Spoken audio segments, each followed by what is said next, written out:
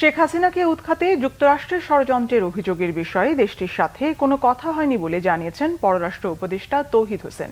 তবে দেশের সম্ভাব্য পরিবর্তন বা সংস্কারের বিষয়ে যুক্তরাষ্ট্র সহ প্রভাবশালী দেশগুলোর সমর্থন অন্তর্বর্তী সরকার চায় বলে জানান তিনি। রিপোর্ট করছেন ইমরুল কায়েস। পররাষ্ট্র মন্ত্রণালয়ে সাংবাদিকদের সঙ্গে কথা বলেন উপদেষ্টা তৌহিদ হোসেন। তিনি বলেন, আগে গণমাধ্যম সঠিক ভূমিকা পালন করতে পারেনি, তবে এখন গণমাধ্যম সঠিক পথে আছে মন্তব্য করে তিনি বলেন, অন্তর্বর্তী সরকার আশা করে এই ভূমিকা বজায় থাকবে। যুক্তরাষ্ট্র সহ বড় দেশগুলোর সাথে অফিসিয়াল চ্যানেলে যোগাযোগ হয়েছে বলে জানান তিনি।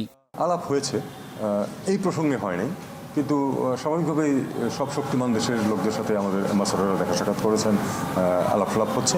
এটা একটা স্বাভাবিক প্রক্রিয়া, কিন্তু এটা আমরা সবসময় করে থাকি। বিশেষ করে এত বড় একটা পরিবর্তন করে সেটা হবে। অন্তর্বর্তী সরকার আন্তরিকতার সাথে উদ্দেশ্য সাধনে কাজ করছে বলে জানান এই উপদেষ্টা। আমরা একটা পরিবর্তনের জন্য অত্যন্ত মূল্য দিয়ে একটা পরিবর্তনের সম্ভাবনা সৃষ্টি হয়েছে, সেটাতে যেন আন্তর্জাতিক সম্প্রদায় আমাদের পাশে থাকে। বৃহস্পতিবার থেকে 10 দিনের ছুটিতে যুক্তরাষ্ট্রে যাবেন তৌহিদ হোসেন। Thank you.